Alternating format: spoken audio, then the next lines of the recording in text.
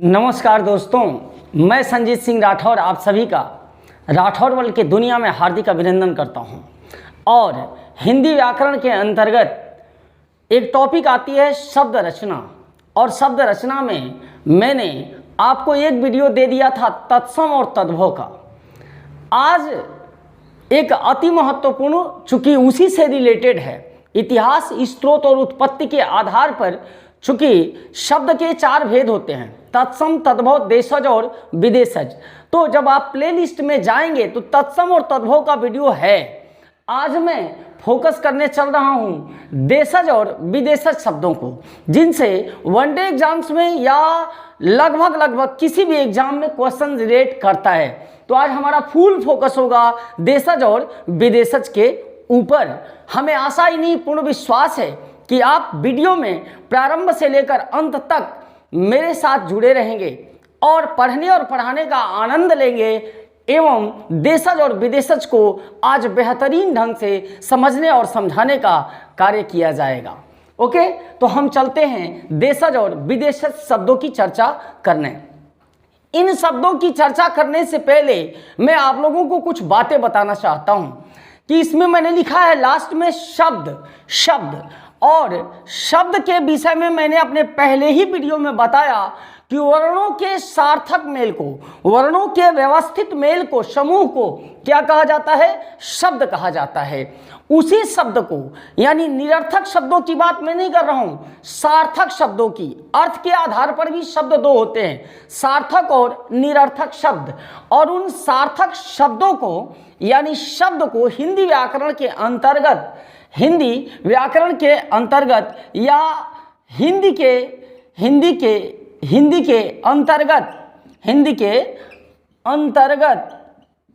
अंतर्गत शब्दों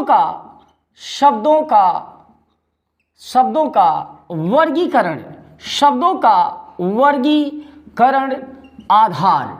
वर्गीकरण का आधार रहा है। यानी हिंदी व्याकरण के अंतर्गत, हिंदी भाषा के अंतर्गत शब्दों के वर्गीकरण का आधार रहा है, जिसमें से पहला जो आधार है वह है उत्पत्ति, इतिहास या स्रोत के आधार पर पहला वर्गीकरण शब्दों का किया गया, वह था उत्पत्ति। शब्दों की उत्पत्ति से इसकी व्याख्या की गई, जो शब्दों का इतिहास रहा उनसे इन शब्दों की व्याख्या की गई। और स्रोत का मतलब होता है कि जिसका स्रोत साहित्य है, वेद है, पुराण है, ऋचाएं हैं, ग्रंथ हैं, उनके आधार पर जब शब्दों का वर्गीकरण किया गया तो वो शब्द 4 स्वरूपों में आए। वो कितने स्वरूपों में आए? 4 स्वरूपों में। वो पहला स्वरूप था तत्सम, था। जो दूसरा स्वरूप था वो था तद्भव, और जो तीसरा स्वरूप था उसका नाम था देशज, और जो चौथा स्वरूप था वो है विदेशज। ठीक है, अर्थात कल एग्जाम में पूछे कि उत्पत्ति, इतिहास या स्रोत के आधार पर शब्दों के कितने भेद हैं, तो आपके उत्तर क्या होंगे? 4 सर। कल पूछ दे कि हिंदी व्याकरण के अंतर्गत, हिंदी भाषा के अंतर्गत शब्दों के वर्गीकरण का कितना आधार है, तो वो 4 है, जिसमें पहला लिखा मैंने उत्पत्ति, इतिहास और स्रोत के आधार पर, जिसमें आते हैं तत्सम, तद्भव, देशज और विदेशज शब्द आते हैं। जिसमें से मैंने ये बताया ही आपको कि इनकी चर्चा, अर्थात तत्सम और तद्भव की चर्चा, मैंने एक स्पेशल वीडियो बना रखा है, एक स्पेशल क्लास ले रखा है। आप प्लेलिस्ट में जाएंगे, बड़ा ही बेहतरीन, बड़ा ही जबरदस्त, और मैंने अपने शिक्षण अनुभवों को झोंक रखा है इस वीडियो के अंदर। आपसे रिक्वेस्ट है, एक बार देखिएगा, आपके देखने और समझने का नजरिया ही बदल जाएगा। ये आपसे यस के सिंह का वादा है, गारंटी है। आज मैं चर्चा किसकी करने चल रहा हूं? देशज और विदेशज की, क्योंकि पहले ही मैं इसकी चर्चा कर चुका हूं। मैं दूसरा आधार भी बता दे रहा हूं कि शब्दों के वर्गीकरण का जो दूसरा आधार है वो है व्युत्पत्ति है। क्या है? व्युत्पत्ति, रचना या बनावट। व्युत्पत्ति, रचना या बनावट। ठीक है, जो शब्दों के वर्गीकरण का दूसरा आधार है वो है व्युत्पत्ति, रचना या बनावट, जिसके आधार पर 3 शब्द बताए गए, शब्दों के 3 स्वरूप बताए गए, रूढ़, यौगिक और योगरूढ़, जिनके लिए मैं अलग से वीडियो लेकर आऊँगा, निश्चित रूप से आऊँगा। और इस वीडियो में केवल मैं देशज और विदेशज की चर्चा करूँगा। जो तीसरा इनका आधार है वह है रूप, प्रयोग या व्याकरणिक विवेचन।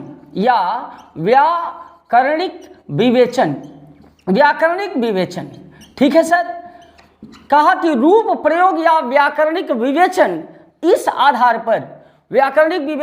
आधार पर शब्दों को जो बांटा गया वो 2 स्वरूप था, विकारी और अविकारी। उनकी भी चर्चा मैं इस वीडियो में करूंगा जब मैं रूढ़, यौगिक और योगरूढ़ की चर्चा करूंगा। जो चौथा आधार है शब्दों का वर्गीकरण का वो है अर्थ आधार, यानी अर्थ के आधार पर शब्दों का वर्गीकरण किया गया। इट मीन्स, और जब अर्थ के आधार पर किया गया तो वे शब्द थे श्रुति संभिन्नार्थक शब्द, समानार्थी शब्द, एकार्थी शब्द, अनेकार्थी शब्द, ठीक है, विलोम शब्द, इन सभी की चर्चा की गई। समानार्थी को ही पर्यायवाची शब्द कहा जाता है, समानार्थी को ही पर्यायवाची कहा गया। तो ये सभी चीजों की चर्चा होगी अर्थ आधार पर जब शब्दों की व्याख्या में करूंगा, और आपसे वादा करता हूं पर्यायवाची और विलोम के लिए एक स्पेशल वीडियो लेकर के मैं आऊंगा।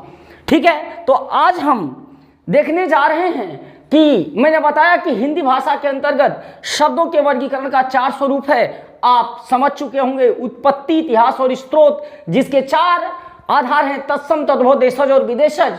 व्युत्पत्ति, रचना और बनावट के आधार पर शब्दों का वर्गीकरण किया गया, जिसमें 3 स्वरूप रूढ़, यौगिक और योगरूढ़ आया। जो हमारा तीसरा स्वरूप है वो रूप, प्रयोग या व्याकरणिक आधार है, जिसमें विकारी और अविकारी की चर्चा होगी। और अर्थ आधार पर समानार्थी, विलोमार्थी, एकार्थी और अनेकार्थी शब्दों की चर्चा हम लोग करेंगे।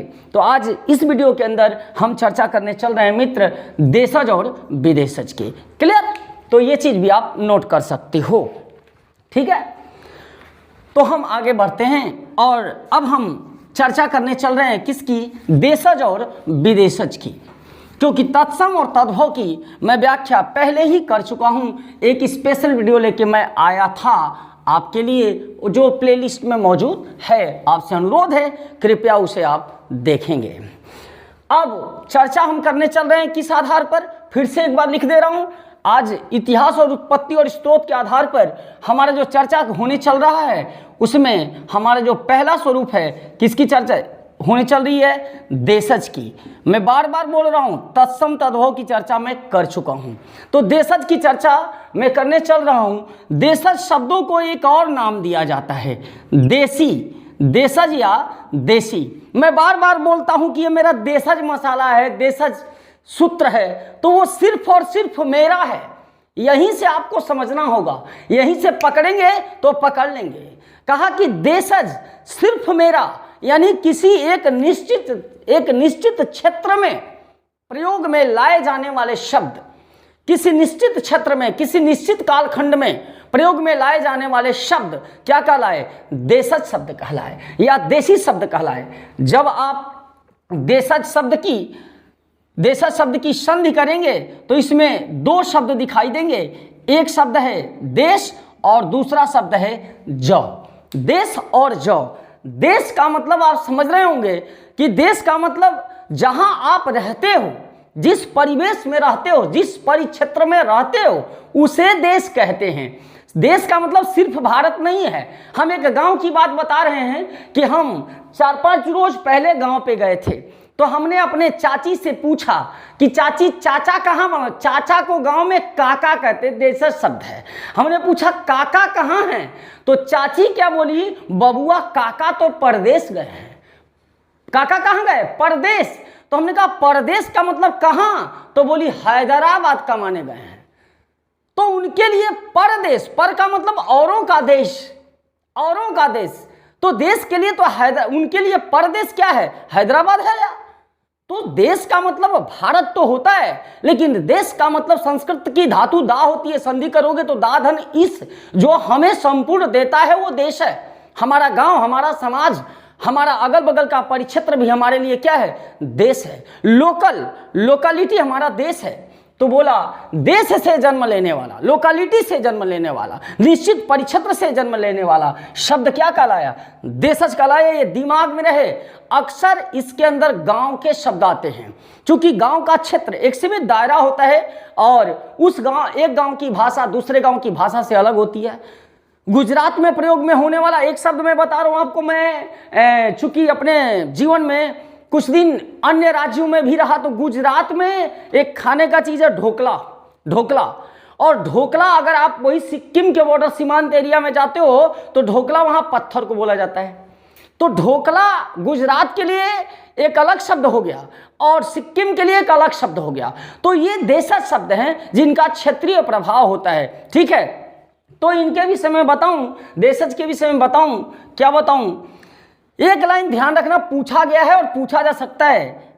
इनकी उत्पत्ति का, किसकी उत्पत्ति का? देशज का। इनकी उत्पत्ति इनकी उत्पत्ति का कोई ठोस आधार नहीं है।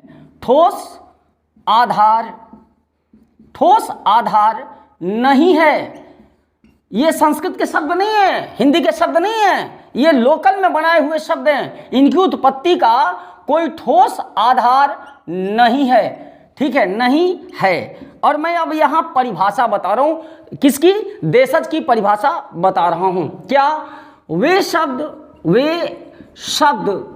जो निश्चित क्षेत्र में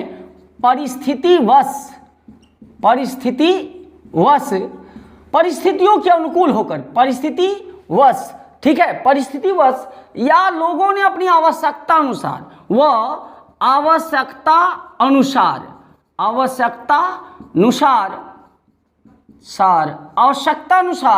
प्रयोग में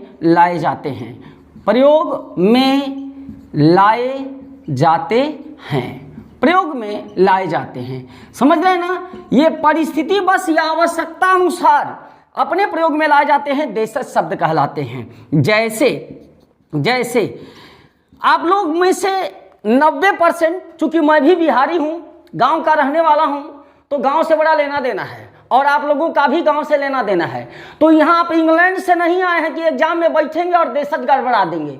आपके अगल बगल के जो शब्द हैं वो सब देशज हैं। जैसे आपने सुना होगा लोटा, कटोरा, पगड़ी, खिचड़ी, डिबिया, डिबरी, टाटी, छानी, मड़ई, खूंटा, पगाहा, ये सब के सब देशज हैं। तुम्हारे गांव के सभी शब्द क्या हैं भाई मेरे? देशज हैं। तो उनको आंख मूंद के, तुम इंग्लैंड से नहीं आए हो यार, तुम ऐसा नहीं है कि हम लोग विदेशी हैं। तो जो हमारे लोकल की भाषाएं हैं, जो लोकल के शब्द हैं, वो सभी के सभी क्या हैं? देशज शब्द हैं। हाँ, उनमें कुछ मैं इंपॉर्टेंट बता दे रहा हूं जो आपको दिक्कत कर सकता है, एग्जाम में पूछा जाता है। एक शब्द मैं लिख दे रहा हूं यहां पर, देखो, तेंदुआ। आपको डाउट हो सकता है कि सर तेंदुआ जो है वो तद्भव हो या फलाना ढिमकाना, तो नहीं, तेंदुआ जो है वो एक देशज शब्द है। मैं और शब्द लिख दे रहा हूं, आपने सुना होगा चिड़िया, कुछ एग्जाम्पल लिख दे रहा हूं। चिड़िया, खिचड़ी, डिबिया, मड़ई, है ना? मड़ई तो खूब भोजपुरी गाना में फेमस है हो। तो काहे भोजपुरी गाना में फेमस है? तो भोजपुर वाली भाषा जो है ना, वो देशज है। क्या? भोजपुर वाली भाषा, बरेली वाली भाषा, ये सब क्या है? देशज है। जूता, हमारे बिहार वाली जो लोकल लैंग्वेज है वो क्या है? देशज शब्द है। मैं बार बार समझा रहा हूं। जैसे देखो, थैला है ना, थैला भी लिख दिया। पनही सुने हो? पनही गांव में बोला जाता है। पनही, पगड़ी, बहुत ही फेमस वर्ड, पगड़ी, ... ये सभी के सभी क्या हैं? देशज शब्द हैं। तो हम बार बार बोल रहे हैं कि गांव, एक निश्चित क्षेत्र में प्रयोग में लाए जाने वाले शब्द क्या कहलाते हैं? देशज शब्द कहलाते हैं।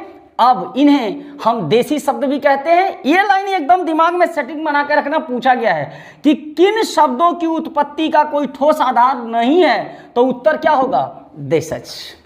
किन शब्दों के उत्पत्ति का कोई ठोस आधार नहीं है, तो उत्तर होगा देशज। यह भी प्रश्न बनाया गया है। तो अब मित्रों, ये आप तो समझ ही गए कि गांव के जो शब्द हैं, एक लोकल लैंग्वेज के शब्द हैं, लोकेलिटी के शब्द हैं, वे सभी के सभी देशज शब्द हैं। और अब हम लोग चर्चा किसकी करने चल रहे हैं? विदेशज शब्दों की। विदेशज शब्दों की अब चर्चा होगी। तो आप कलम कापी लिए ही हो, आप नोट करते चलोगे ही, तो हम दूसरे पॉइंट पे नोट करने या समझाने, चर्चा करने किसकी चल रहे हैं? विदेशज की। देखो, विदेशज शब्दों को विदेशी शब्द भी कहते हैं, इन्हें विदेशी शब्द भी कहा जाता है, और इन्हें ही आगत शब्द भी कहते हैं। क्या कहते हैं? आगत शब्द। क्लियर? यानी विदेशज को विदेशी या आगत शब्द के नाम से भी जाना जाता है। बहुत ही इंपॉर्टेंट और एग्जाम में 100% पूछा जाने वाला। मित्रों, विदेशज शब्दों को समझाने से पहले मैं थोड़ा 2 मिनट एक बात बता रहा हूं कि विदेशज को अगर देखा जाए, जरा इसको तोड़ के देखो, तो विदेशज शब्द को तोड़ोगे तो इसमें वी उपसर्ग है। वी उपसर्ग, मूल शब्द देश और प्रत्यय क्या लगा? जौ। विदेशज में मूल शब्द देश है, वी उपसर्ग और जौ प्रत्यय है। वी का मतलब विशेष होता है। विशेष देश से जन्म लेने वाले शब्द, यानी वह देश जो हमसे अलग हैं, जहां की शासन, सत्ता, रहन सहन सब कुछ हमसे विशेष है, अलग भिन्न है, वो विदेश कहलाया। और उनसे जन्म लेने वाले, उन संस्कृतियों से जन्म लेने वाले शब्द जो हमारी संस्कृति में, हमारी हिंदी सभ्यता में प्रयोग में लाए जाते हैं, वे शब्द क्या कहलाते हैं? विदेशज कहलाते हैं। मित्रों, आप सभी जानते हैं कि हम भारतवंशियों के ऊपर, हमारे भारतवर्ष के ऊपर विदेशियों ने बहुत लंबे समय कालखंड तक शासन किया।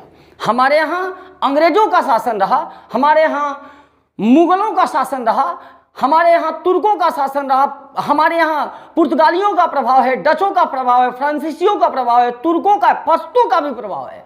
तो इन सभी संस्कृतियों के शब्द हमारी हिंदी सभ्यता में, हमारी भाषा में जब प्रयोग में लाए जाने लगे और वे प्रचलित हो गए, तो वे ही शब्द क्या कहलाए? विदेशज शब्द कहलाए। और मैं आज बारी बारी से, मुगल की सत्ता रही तो अरबी और फारसी को हमने अडॉप्ट किया, अंग्रेजों से अंग्रेजी को अडॉप्ट किया, पुर्तगालियों से पुर्तगाली को, हाँ चीन के हम बॉर्डर पे हैं तो हमने कुछ चीनी शब्दों का भी अपने लाइफ में प्रयोग हम करते हैं, जापानी शब्दों का भी प्रयोग करते हैं, तुर्कों के शब्दों का, तुर्की शब्दों का प्रयोग करते हैं, पश्तो का प्रयोग बड़ा जबरदस्त हमारे यहाँ होता है। तो उन सभी अति महत्वपूर्ण इन विदेशी शब्दों का प्रयोग मैं इस पे दिखाऊंगा। जरा मैं इसको डिफाइन कर दूं तो आप समझ गए हो ना। विदेश से, ज का मतलब जन्म लेने वाला, ज एक प्रत्यय है और ज का मतलब जन्म लेने वाला, अर्थात इसे लिख सकते हैं जन्मा, यानी विदेश से जन्मा, विदेश से आया हुआ।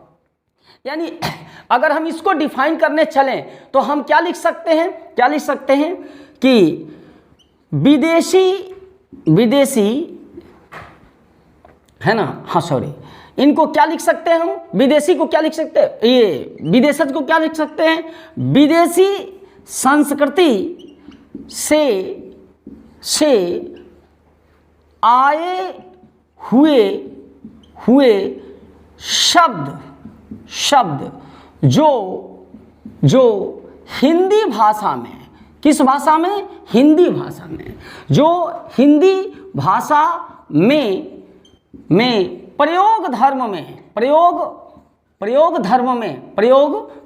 हम लोगों ने प्रयोग शुरू कर दिया, प्रयोग धर्म में प्रचलित हो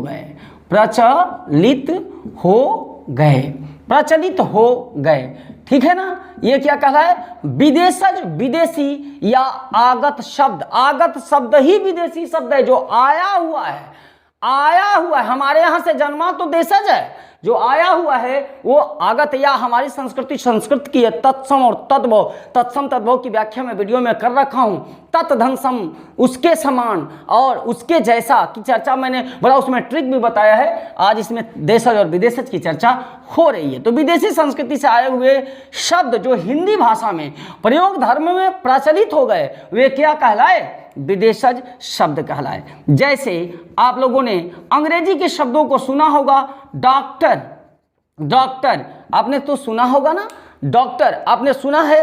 फिर मैं आप लोगों ने एक जापानी शब्द है रिक्शा, जापानी शब्द रिक्शा है। बहुत सारे शब्द आपने लैंटर्न, इंजीनियर, प्रोफेसर, ऑफिसर, ये सभी के सभी क्या हैं? विदेशज शब्द हैं। आप एक शब्द खुद चीनी सुना होगा, चीनी, चाय आप पीते हो ना, तो चीनी चीनी भाषा का शब्द है, चाय चीनी भाषा का शब्द है। हिंदी आपकी खुद की हिंदी, ये जो हमारा शब्द हिंदी है ना, ये फारसी भाषा का शब्द है, हिंदी फारसी भाषा का शब्द है। तो ऐसे ही हम बारी बारी से कुछ महत्वपूर्ण विदेशी शब्दों की चर्चा इस बोर्ड पे करने जा रहा हूँ, इस वीडियो में मैं करने जा रहा हूँ। आप लोग कलम कॉपी लेकर के नोट करना, बड़े ध्यान से फोकस करना, ठीक है। तो हम बारी बारी से अन्य भाषाओं के, अरबी के, फारसी के शब्दों को, इंपॉर्टेंट शब्दों को लिखकर डिफाइन करेंगे।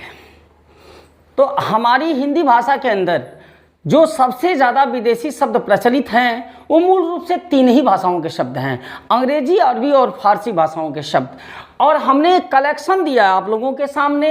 ये कलेक्शन है अरबी भाषा के पीछे के सारे एग्जाम्स में पूछे हुए प्रश्नों का, और जो महत्वपूर्ण रूप से हमारे डेली के यूज में हिंदी भाषा में प्रयोग में लाए जाते हैं। हमने उनका एक कलेक्शन दिया, और देखो कैसे कलेक्शन दिया गया। इसको याद, इसका कोई ट्रिक नहीं है यार, 2-3-4 बार पढ़ लो, याद हो जाएगा, दिमाग में सेट हो जाएगा। वहाँ विकल्प रहेगा, वैकल्पिक होगा और आप कर जाओगे। जैसे देखो कागज, एक लाइन से मिले, कागज कानून किताब है, कागज कानून किताब। ऐसे भी दिमाग लगा सकते हो कि यार किताब है, कागज है और कानून, इन तीनों का रिलेशन है कि किताब में कागज का यूज होता है और ये कानून में किताब का प्रयोग होता है। कुरान इसी में है, जो हमारे ये मुस्लिम भाइयों का एक बहुत ही महत्वपूर्ण धार्मिक ग्रंथ है। कुरान है, कबीर है, कुर्सी है, कीमत है, कब्र, कर्ज और किस्मत। इसको ऐसे याद करना, एक लाइन में बोलना कविता की तरह, कागज कानून किताब, कुरान कबीर कुर्सी, कीमत कब्र कर्ज किस्मत, है ना, ये कौसे वर्ड हैं, ठीक है। फिर अदालत, अक्ल, अल्लाह, आदमी, औरत, आदमी और औरत एक साथ है, आदमी औरत अरबी शब्द हैं। इनाम, इजलास, इजलास समझ लो कोर्ट को कहते हैं, इनाम, इजलास, इज्जत, ईमान, इलाज। इसमें से जो बहुत बार पूछे गए हैं शब्द हैं वो मालूम है कौन है? कीमत कई बार पूछा गया है, कानून कई बार पूछा गया, कर्ज पूछा गया है, किस्मत पूछा गया है, अदालत पूछा हुआ प्रश्न है कि कौन से शब्द है, तो विदेशज में भी अरबी है। आदमी पूछा गया, इनाम पूछा गया, इजलास पूछा गया, इज्जत, ये सभी पूछे हुए प्रश्न हैं। तो इज्जत, ईमान, इलाज, उम्र, एहसान, औसत, खत, खत लेटर को कहते हैं खत, खत, यहाँ पर एक नुक्ता का प्रयोग होता है। और देखो हमने कहा था ना कि आगत वर्णों में जिनमें नुक्ता का प्रयोग होता है वो अरबी के शब्द का निर्माण करते हैं, जिनमें क, ख, ग, ज और फ से बनने वाले शब्द होते हैं। तो खत, इसको खत बोला जाता है, खत। ख्याल, खिदमत, जलसा, जुलूस, जिस्म, जिस्म अरबी का शब्द है। जवाब, जहाज, दुकान, दुकान अरबी का शब्द है। दवा, दावा, दावा, दुनिया, दिमाग, तकरीर, तकिया, तारीख, फकीर, फिक्र, फैसला, मुहावरा, मजबूर, मदद, मुसाफिर। मुसाफिर में फ में नुक्ता वाला दिखे तो आंख मूंद के मारो अरबी।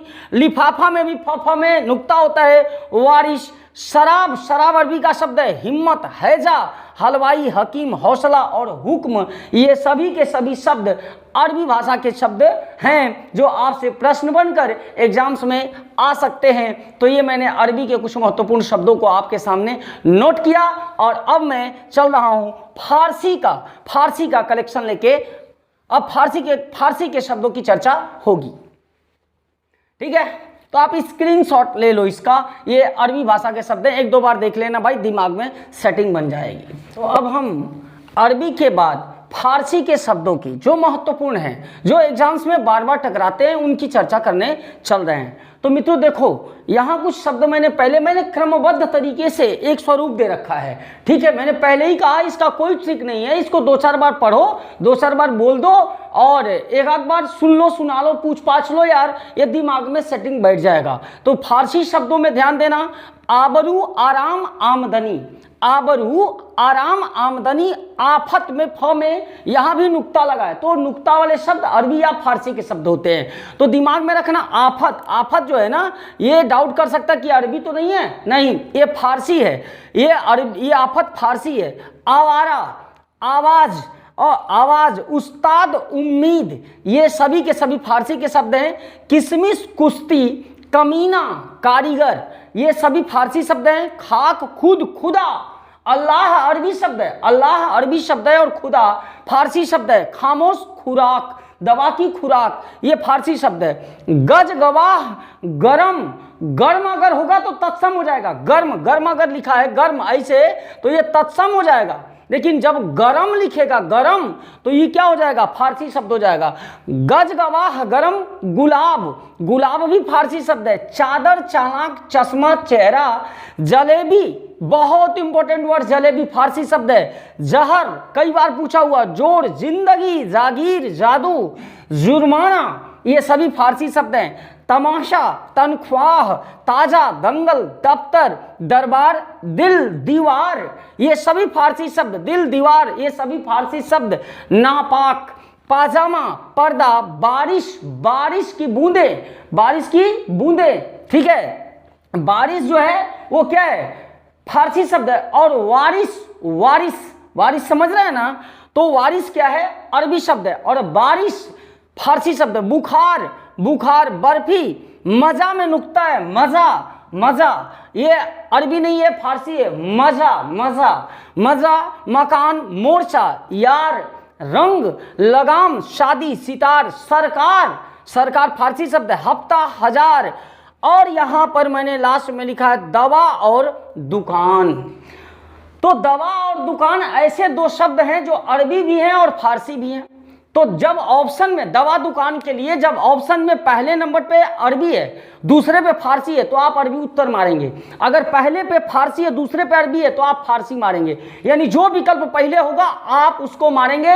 दवा जो है वो अरबी का भी शब्द है, फारसी का भी है, दुकान अरबी का भी शब्द है और फारसी का भी शब्द है। और यहाँ एक शब्द मैं और लिख दे रहा हूं, ये भी फारसी का ही शब्द है हिंदी। हिंदी, हिंदी शब्द फारसी से आया हुआ शब्द है, ये पूछा हुआ प्रश्न है। तो मित्रों ये कहानी थी कुछ फारसी शब्दों की जो हमारे हिंदी भाषा में धड़ल्ले से प्रयोग में लाए जाते हैं। अब हम अंग्रेजी के कुछ शब्दों की चर्चा कर दे रहे हैं, अंग्रेजी के कुछ शब्दों की चर्चा करने चल रहे हैं, अंग्रेजी जो हिंदी में प्रयोग में लाए जाते हैं। तो अब ये देखो, अंग्रेजी के कुछ मैं ऐसे वर्ड्स को बता रहा हूं जो आपको डाउट कर सकते हैं, ठीक है। इंग्लिश भाषा सबसे ज़्यादा हमारी हिंदी भाषा में प्रयोग में लाई जाने वाले शब्द हैं अंग्रेजी के, जिसमें से मैं कुछ महत्वपूर्ण जो आपको डाउट खड़ा कर सकते हैं, वो एक शब्द लिखा अपील। अपील अंग्रेजी का शब्द है, आंग्ल भाषा का शब्द है, विदेशी शब्द है। अफसर, ऑफिसर, OFFICER, इससे इंग्लिश होती है अफसर। पेंशन ये अंग्रेजी का शब्द है। पतलून, पैंटलून होता है, पैंटलून, PANTLOON, पैंटलून का है हिंदी पतलून होता है, पतलून हिंदी में यूज होता है। बूशर्ट, बूशर्ट देशज शब्द नहीं है भाई, विदेशज शब्द है। बूशर्ट अंग्रेजी भाषा का शब्द है। ब्लाउज देशज शब्द नहीं है, बूशर्ट और ब्लाउज को ध्यान में रखना, ये विदेशी शब्द है, अंग्रेजी भाषा के शब्द है। माचिस, मैच बॉक्स इंग्लिश में, माचिस भी अंग्रेजी का वर्ड है। बिस्किट, बिस्कुट, ठीक है, ये भी इंग्लिश का वर्ड है, विदेशी शब्द बिस्कुट। लारी, लॉरी, ये cycle, battery, union, parcel, office, guard, rail train, बस, डॉक्टर, इंजीनियर, ओवरसियर, है ना। ये सभी बहुत सारे वर्ड्स जिनका हम अंग्रेजी का हिंदी में क्या करते हैं, यूज करते हैं, वे सभी के सभी हमारे विदेशी शब्द हैं, विदेशज शब्द हैं। तो अभी तक हमने अरबी भाषा के शब्दों की चर्चा की, फारसी भाषा के शब्दों की चर्चा की और अंग्रेजी के कुछ अति महत्वपूर्ण शब्दों की चर्चा की जो आपको डाउट खड़ा कर सकते हैं। इसके अतिरिक्त भी कुछ कम प्रचलित शब्द हैं, उनको भी मैं अब आपसे डिस्कस कर रहा हूं। अरबी, फारसी और अंग्रेजी के बाद हम लोग जो चर्चा करने चल रहे हैं वो तुर्की भाषा के शब्द, जो कि हिंदी भाषा में बहुत ज़्यादा प्रचलित हैं, जो बार बार आपसे पूछे जा सकते हैं। वे शब्द हैं कुर्ता, चाकू, कैंची, तोप, बंदूक। तुर्की शब्दों के विषय में मैं एक चीज़ बता दे रहा हूँ यार, बड़ा आसान है कि ये जो औजार हैं, हथियार हैं, है ना, जिनसे हम क्या कह सकते हैं, जिससे किसी की हत्या की जा सकती है, जिससे किसी को मारा जा सकता है, वे लगभग शब्द जो है ना वो तुर्की भाषा के शब्द हैं। ये आपको दिखाई देंगे।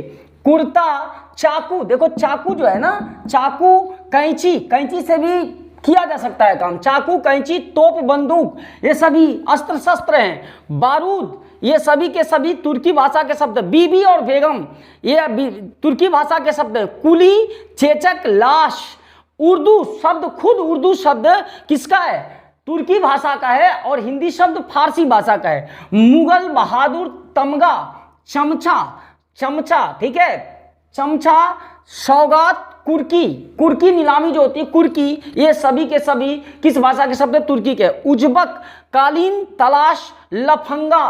कालीन कई बार पूछा हुआ शब्द है। लफंगा, ये सब पूछे हुए प्रश्न है। दारोगा is the most important word जो तुर्की का है। बावर्ची। और ये जो मैंने कुर्ता वहां पे भी लिखा हुआ है, ये जरा मैं इसमें सुधार कर दे रहा हूं। ये कुर्ता इस तरह भी ये तुर्की है, और कुर्ता इस तरह भी पूछा जा सकता है, तो ये दोनों ही तुर्की शब्द ही हैं। कुर्ता और कुर्ता। कुली, ठीक है, खच्चर, सराय, चकमक और गलीचा। और आवाज जितनी निकलती है, उज्बक वगैरह, हथियार वगैरह, ये सभी के सभी शब्द किस भाषा के हैं? तुर्की भाषा के शब्द हैं। ठीक है, अब हम लोग चलते हैं, आप स्क्रीनशॉट ले लो। अब हम लोग चलते हैं पुर्तगाली भाषा के महत्वपूर्ण शब्दों की चर्चा करने। तो मित्रों, अब हम कुछ ऐसे शब्दों की चर्चा करने जा रहे हैं जो हिंदी भाषा में कम प्रचलित हैं। इनका प्रयोग तो होता है लेकिन बहुत ज़्यादा नहीं होता। बहुत ज़्यादा प्रयोग अरबी, फारसी और अंग्रेजी भाषा के शब्दों का, तुर्की भाषा के शब्दों का प्रयोग किया जाता है। लेकिन अब कुछ और भी शब्द आपको जानना, पुर्तगाली भाषा के भी कुछ शब्द आते हैं। जैसे आपको दिमाग में रखना है कि अनानास जो आप खाते हो, अनानास, अलमारी,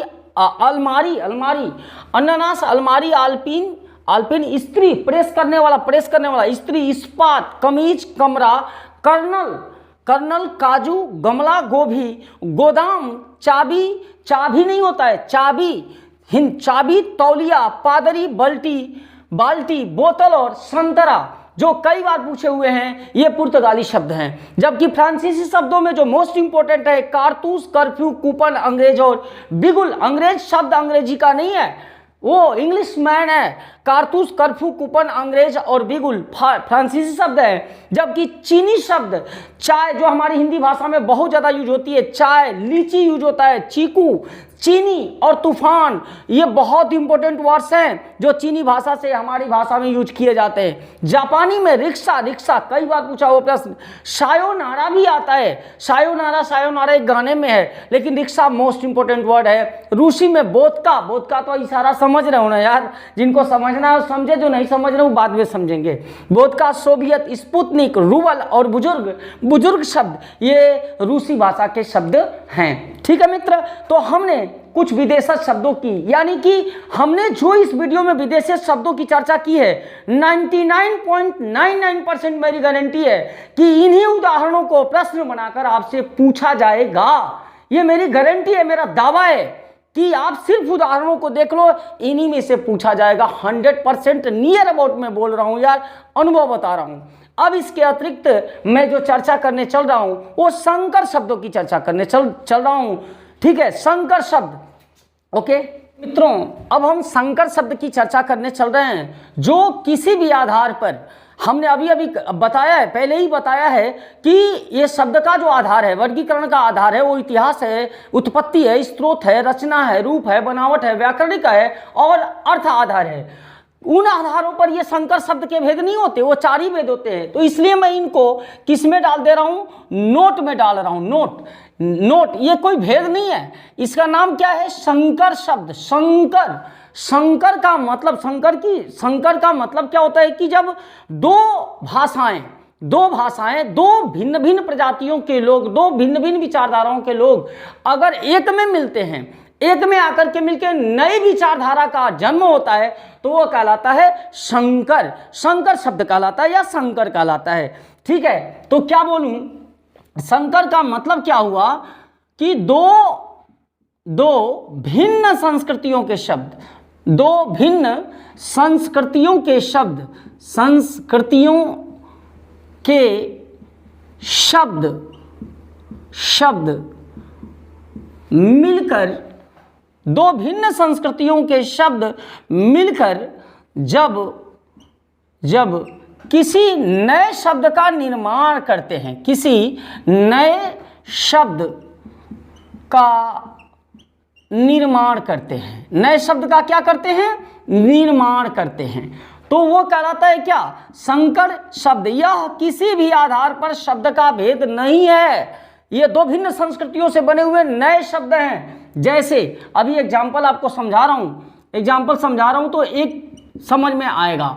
जैसे मैंने एक शब्द लिया रेलगाड़ी, क्या शब्द लिया, रेलगाड़ी।